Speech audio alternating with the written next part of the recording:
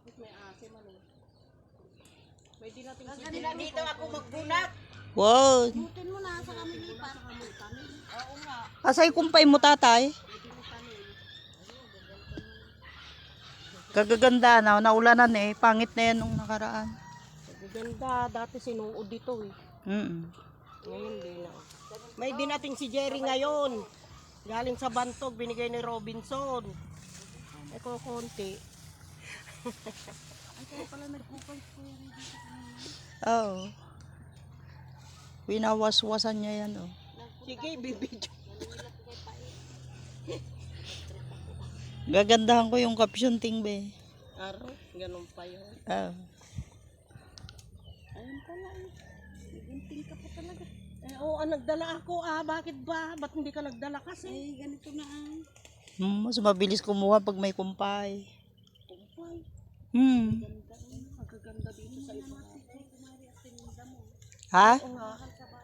Hmm? Ba't di mo na lang pinakuha sa mga bata? Tinda mo, kadami oh. Di yung pala si Daan. Tadai-dain naman. Makakain ba namin lahat yan? Ganong mga bata, Oo. Minsan-minsan ka lang mag-ulam ng ganito. Ang masarap. Pero pag sunod-sunod naman, yung kasama ni Jerry na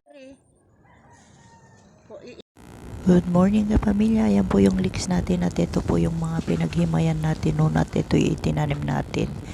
At ito na nga po yung improvement nila. May mga lumabas na pong mga panibagong dahon ng ating mga leeks at ito mapapakinabangan natin kasi ito pagka nagsidahon ito pag kailangan mo gugupit ka lang magtatalbos sila ulit kaya maganda pag may mga ganito tayo. Ito yung ginamit natin nung nagluto tayo mga kapamilya at syempre hindi na natin itinapon at sayang naman kaya itinanim natin. Kaya ito naging okay naman na sila dito sa ating taniman at pagka nagtagal kakapal na yan sila kasi maganda to pagka kailangan mo meron ka gugupit ka lang at magkakaroon ulit sila ng mga panibagong dahon kaya maganda po itong itanim at ayan nandyan lang sila kaya ayan kapamilya ayan po yung ating update sa naitanim na leeks natin at ito pag kailangan natin andyan lang sila kaya maganda pagka yung may mga talbos o pwede nating itanim na pinaghimayan huwag po nating itapon na dyan mapapakinabangan pa rin po natin yan mga kapamilya katulad nito ayan pagka may mga ganito at nagsitubo napakabilis lang po kasi nitong antay mga kapamilya at tumutubo ka agad ito pag naitanim natin kaya yan po ang update natin sa ating leeks kapamilya. Hello kapamilya, ayan magdadagdag na tayo ng lupa ng ating mga pananim at ito medyo malalaki na yung ating itatanim at yan igigilid na lang natin dito sa ating trellis na ginawa at yan sila na yung kusang aakyat dyan sa ating mga ginawang akyatan nila at kailangan dagdagan na natin ng ating mga lupa dito sa ating mga pinagtamnan at yung mga yan sila na yung aakyat dyan pagka ready na silang umakyat.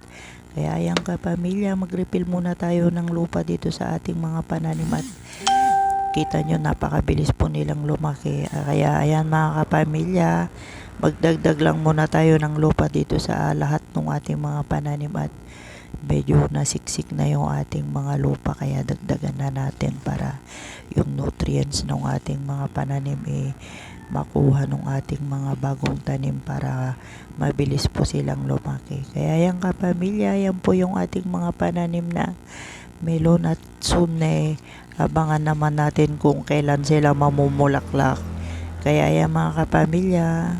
Good morning kapamilya. Ayan po, kukuha po tayo ng ating talbos ng sampalok at ito'y masarap ihalo dun sa ating iluluto at tayo magluluto ngayon ng sinampalukang manok mga kapamilya. Yan po yung ating iuulam at syempre ihalo natin yung ating tinalbos na talbos ng kamote dun sa ating ilulutong sinampalukang manok mga kapamilya dahil syempre yun ang meron tayo kaya yun ang ating gagamitin. Kaya ayan yung ating kinukuha mga kapamilya at ito libre na dito sa ating garden yung pang-asim natin at syempre libre na rin yung ihahalo nating talbos ng kamote. Kaya ayan mga kapamilya, masarap po talaga pag may mga pananim at pag may kailangan andito na lang at kinukuha mo lang dito sa yung garden. Kaya maganda talaga pag may mga pananim tayo at masipag ka lang talagang magtanim. Kaya yan mga pamilya, dito sa ating garden kinukuha natin kung ano meron tayo at syempre yun din yung ginagamit natin sa ating pagluluto. Kaya napakaganda po talaga pag may mga pananim tayo kapamilya. Yan po yung ating pinangahalo sa ating iluluto ngayon at syempre masarap pagka ganyang sinampalukang manok andyan lang.